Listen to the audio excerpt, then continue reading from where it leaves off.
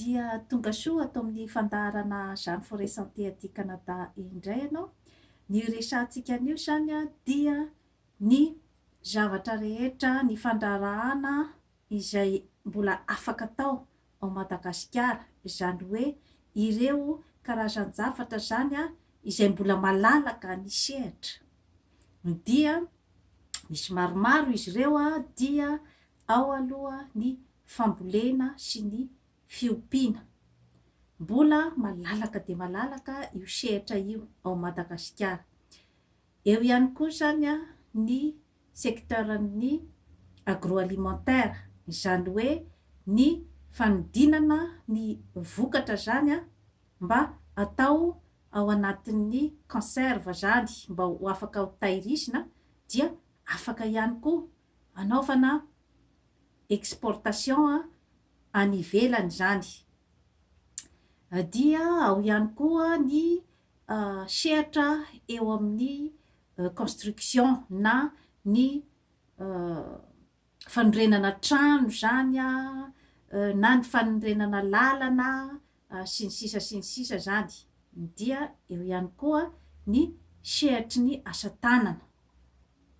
Ireo zany dia zavatra izay tokony asiana fijerena manokana zany, ary indrindrandrindra koa ny adiniko zany dia ny sehatra toristika, zava-dehibe zay.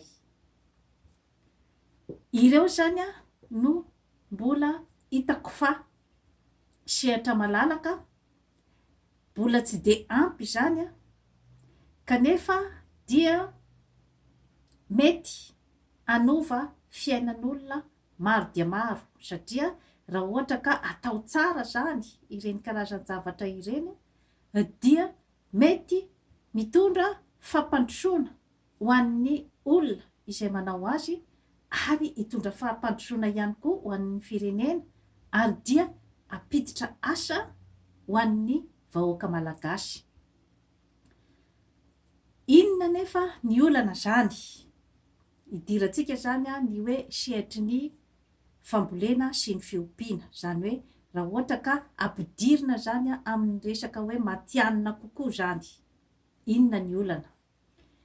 Ny fambolena sy ny fiompiana dia mazava ho azy fa any ambanivohitra no atsaratsara kokoa ny fanaovana an'izay karazana fandraharahana izay, ary any amin'ny toerana izay misitasitaka ny ville izany. Inona nefa ny olana? Dia eo ny resaka sécurité, ny tsy fandriam-pahalemana, izany hoe tena any amin'ny ain-dehiben'ny fandraharahana mihitsy izany no tena voamafy, satria amin'ny fomba ahoana moa no ananan'ny olona iray motivation andeha hiopy sy amboly any ambanivohitra, raha ohatra ka olona hafa no andeha hitaty ny vokatra izay ataony. Eo zany dia efa misy barazy ngezabe zany ny amin'izay zavatra izay, satria na ny tanora koa dia tsy mazoto andeha hidina any ambanivohitra intsony izy, fa aleony miandrona aty ambanivohitra. Izay zany amin'izao fotoana izao no tendance ny malagasy dia ny mamonjy ny renivohitra ankehitriny, satria misy ny tsy fandriam-pahalemana. Ny sehatra manaraka zany dia ny fanorenana trano, ny construction zany, na ny fanaovana ny lalana. Zava-dehibe zay zavatra zay, satria ahafahan'ny vokatra mivoaka teo amin'ny toerana izay namokarana, dia tsy maintsy misy ny lalana, satria ny problème zany matetika amin'ny toerana izay tena hoe lavitra andrina amin'ny fomba fitenenana moa zany, dia tsy misy ny lalana izay ahafahana mamoaka ny vokatra. Zay zavatra zay koa zany dia tokony hojerevan'ny fanjakana akaiky dia akaiky ny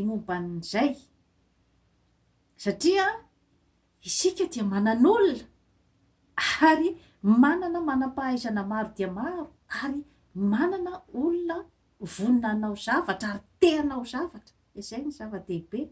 Kanefa dia misy zany ny karazana sakatsakana sy ny karazana limity tsy ahafahan'ny olona mandeha bebe kokoa zany amin'izay hoe zavatra tiany atao.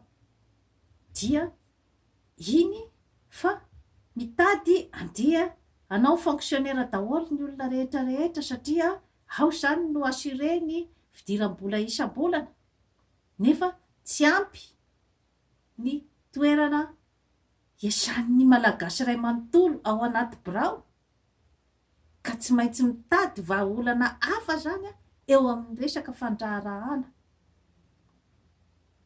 Eo ihany koa zany ny sehatra toristika. Io koa zany dia mbola hitako fa mbola sehatra malalaka koa io, nefa raha ny hoe toerana izay tena hoe tian'ny torista zany dia ny toerana somary any ambanivohitra ao anatin'ny tontolon'ny maitso mavana sy ny hoe toetrandro izay tsy fahitany any aminy. Zay zavatra zay zany ny tontolon'ny natiora izay no tena tadiavin'ny mpizahatany. Kanefa inona ny sakana? Ny sakana dia eo amin'ilay resaka sécurité eo ihany, ary eo amin'ny resaka lalana ihany koa. Satria raha ny hoe fahavononan'ny malagasy hanao zavatra, te hanao zavatra, dia hita fa maro dia maro ny olona te hanao zavatra, fa eo amin'ny fanatanterahana azy zany no misy sakatsakana. Amin'ny fomba ahoana moa no hanomezanao tsin'ny olona mba matahotra ny ainy koa izy? Ny amin'ny hoe manjary tsy sahy intsony ny olona zany hanoron-javatra any ambanivohitra. Kanefa raha ny tena hoe hoavin'ny Madagasikara dia ny any ambanivohitra. Ary eo ihany koa zany ilay toe-tsaina hoe aty an-drenivohitra ihany no misy ny fandrosoana, fa raha vao miala ny renivohitra dia ohatry ny atao hoe olona tsy dia mandroso. Izay toe-tsaina izay koa zany dia zavatra mila esorina amintsika malagasy raha ohatra ka tena te hiroso marina amin'izany atao hoe fampandrosoana izany. Dia tokony hijery lavidavitra amin'izay hoe fanaparitahana ny vahoaka eraky ny Madagasikara, ary dia ny fambolena ao amin'ny vahoaka ny fitiavany ny tany rehetra ao Madagasikara, fa tsy hoe ny rehefa ao amin'ny renivohitra ihany izay no atao hoe olona mandroso. Raha ny akabeazan'ny malagasy dia mbola mieritreritra ary misaina zavatra ohatran'izany. Kanefa tsy hitondra fivoarana ho antsika malagasy ny fivondronan'ny olona be loatra zany ao amin'ny tany iray toy ny renivohitra. Eo ihany koa zany ny eo amin'ny resaka ihany koa ny asa tanana. Zava-dehibe ny asa tanana. Mahay manao asa tanana ny malagasy, manana talenta ny malagasy. Toy izao dia santionan'ny zavatra izay vidinay mivady rehefa mandeha any Madagasikara. Tsara tarehy ary tena tsara tokoa ny finition sy ny kalitao, ary dia mampitolagaga ny kanadiana ny zavatra entinay mivady avy any hoe avy aiza daholo tony zavatra nentinareo tony. Ary ny olona izay mahita dia manontany foana hoe avy aiza ianao? Dia rehefa miteny aho hoe avy any Madagasikara dia maro amin'ny olona aty Amerika Avaratra no tsy mahalala an'izany atao hoe Madagasikara izany. Ka matetika dia ireo olona tonga mitsampy tena ato amiko, atao amin'ny klinikako, no fampahafantariko ny Madagasikara, zavatra mila jerena daholo izany zavatra rehetrarehetra izany satria mbola tsy ampy izany ny fampahafantarana ny Madagasikara amin'izao tontolo izao. Mbola ny frantsay ihany rehefa tena ataony kaonty no tena mahalala amin'izany Madagasikara izany. Mbola tsy ampy izany ny fampahafantarantsika any Madagasikara, kanefa mety hitondra fivoarana, goavana dia goavana ary lalam-barotra, goavana dia goavana ny fahafantaran'ny firenena vaventy ohatran'ny ety Amerika avaratra ny fisian'ny Madagasikara. Reto zany dia zavatra novidiko daholo rehefa manao vakansy any Madagasikara. Ny lambalandy izay kanto dia kanto tokoa ary dia tsy mety rovotra mihitsy raha ohatra ianao mividy ny hoe resaka lamba sinoa ohatra dia sasana indray mandeha dia efa atao ery anjoro-trano rehefa avy eo. Ty zao efa hipiriny sasana ty zao dia mbola ohatran'izao ihany. Ka manana ny karazana harena isika amin'ny resaka asa tanana satria dia reny karazana ataontsika hoe lambalandy, akanjo lambalandy, palitao, efa nanao défilé de mode moa zany mikarakara défilé de mode momban'izay moa zany ny tenako tao Montréal, dia mba apresiana ny olona mba ho tia ny zavatra avy ao aminy, ho tia ny zavatra vokarina avy ao aminy satria zavatra tsara daholo nge reny zavatra rehetrarehetra reny. Ary amin'izao fotoana zao ny hoe resaka sac en plastique ohatra zao dia efa manimba ny environnement. Misy betsaka mihitsy zany ny zavatra izay tsy mampety intsony ny fampiasana be loatra ny sac en plastique ohatra, dia ny arina ohatran'ny reto zany no tsara ampiasain'ny malagasy. Tsara nge reny arina vita amin'ny asa tanana misy randran-drandrana ohatran'ny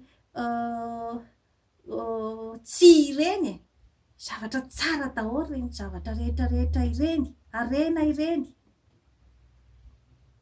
Ka mba manome ihany koa zany hoe avantage an'ireo mpandraharaha amin'ny asa tanana ny fanaovana ny zaitra dia tokony mba mampirisika an'ireny vehivavy mpanjaitra ireny. Ianao vehivavy izay mpanam-bola, vadiny getroka hozy izy ny fitenenana, ny ankabeazany dia hoe miantsena any Frantsa, kanefa betsaka ny mpanjaitra, vehivavy mpanjaitra mahay ao Madagasikara ary tena mahay tsara mihitsy ny finition. Dia maninona raha mba manome vola amin'ireny vehivavy mpanjaitra ao Madagasikara reny. Ny marika any an-dafy tsy ny tenako akory tsy hoe midécourager ny amin'ny hoe fividianana ny marika avy any an-dafy, fa mba tokony ho jerevanao ihany koa indrindrandrindra raha ohatra ianao ka hoe olona izay mitondra fanjakana, dia mba tokony ho eritreretinao akaiky izay zavatra zay. Fa satria antoky ny fampandrosoana ihany koa ao amin'ny tany iray ary manampy ihany koa ny mpanao asa tanana ao amin'ny tany misy anao. Ary dia mahafinaritra mijery an'ireny vehivavy manao costume lambalandy, akanjo lambalandy, ny mpanjaitra koa nge am'izao mba efa hitako hoe miezaka zany izy a ny amin'ny hoe mba manao an'ireny lambalandy reny a mba hoe ho façon moderne zany a no anaovany azy satria mantsy raha ohatra ka ny mpanambola rehetrarehetra zany a andeha ifanesy ividy ny marika ny Coco Chanel sy ny rehetrarehetra any Frantsa dia mbola karazan'ny fampandrosoana ny toe-karena frantsay anie zay zavatra zay nefa ny toe-karenao mba tokony hojerevanao ihany eo ihany koa ilay toe-tsaina amin'ny hoe vita gasy ary dia tena mbola mamotika antsika zany zavatra rehetrarehetra izany tiavo ny zavatra vokarina avy ao aminao azo atao valalanam-bo ka ny tompony ara tsy tia hozy izy ny fitenenana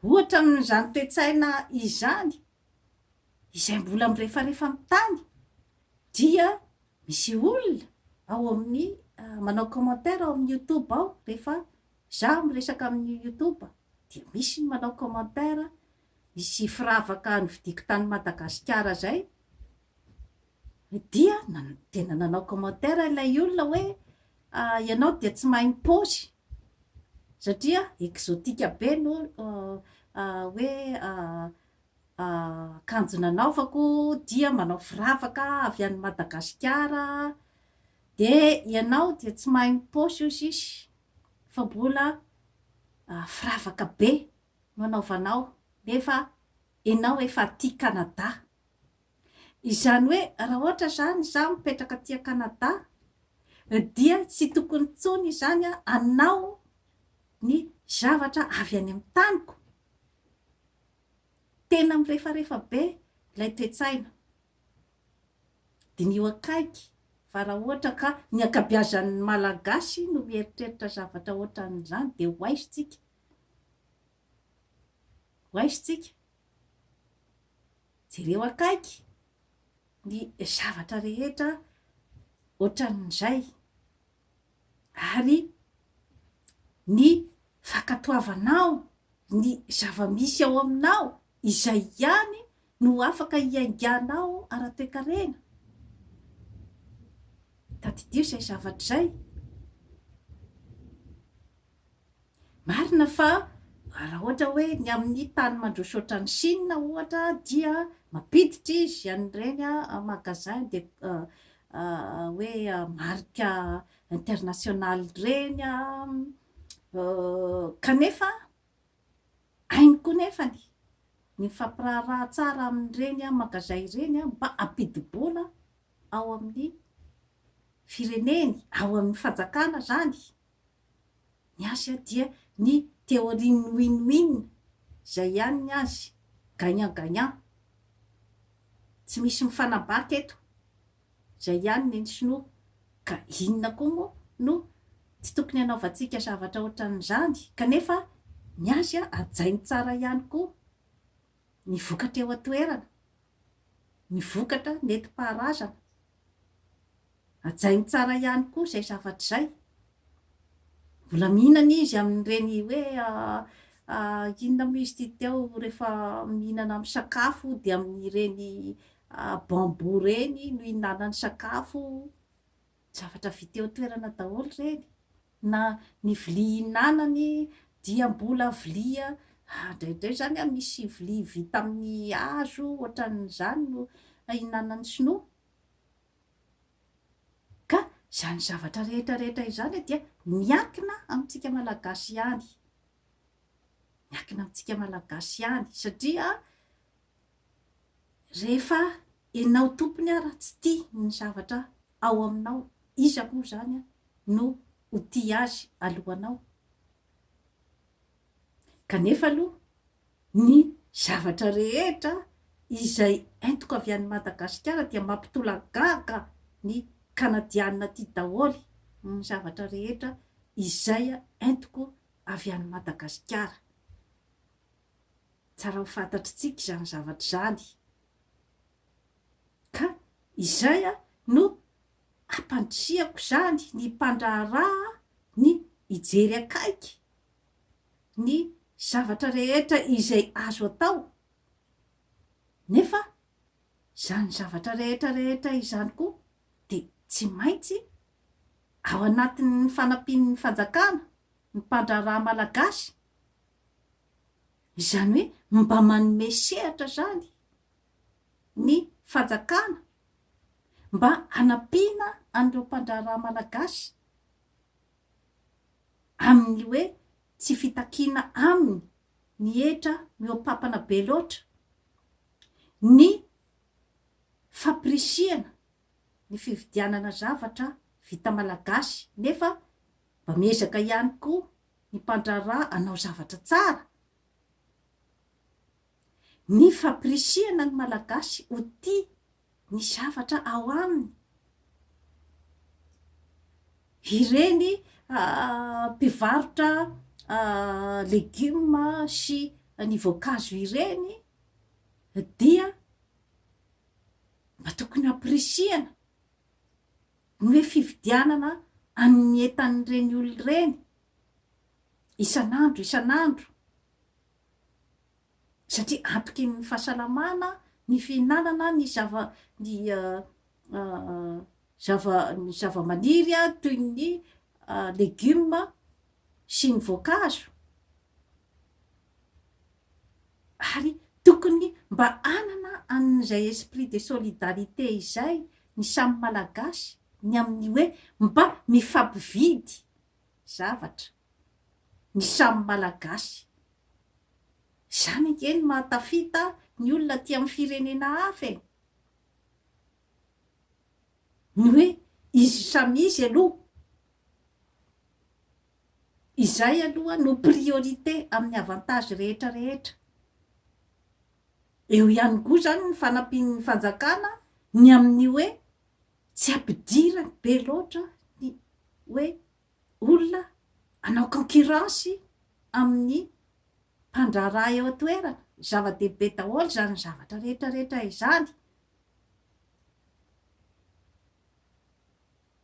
Ny hoe tsy mampiditra moa zany aloha dia tsy afaka hitenenin'izay indray aho, fa hoe mba misy zany ny hoe condition atao hoe enjakenjana kokoa zany mba apetraka amin'ny mpandraharaha vahiny raha ohatra ka hoarina amin'ny mpandraharaha malagasy. Ohatran'izay ange no ahafahantsika miainga izay fifanomezan-tanana izay, no ahafahantsika miainga amin'ny resaka ekonomika. Dia toy izay sy toy izay indray no azona tolotra anao anio manaova abonnement amin'izany Forest Santé aty Canada fa hanatsara ny fiainanao. Bye bye.